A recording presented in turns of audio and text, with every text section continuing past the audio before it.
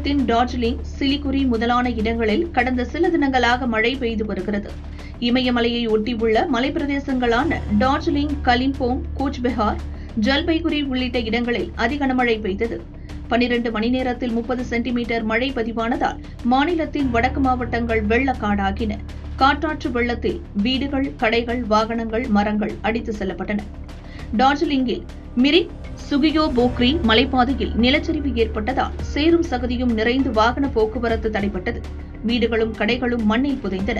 சர்சாலி, மிரிக் பஸ்தி, ஜாஸ்பர்கான், தர்காவன், நாக்ரகாட்டா பகுதிகளிலும் நிலச்சரிவுகள் ஏற்பட்டன.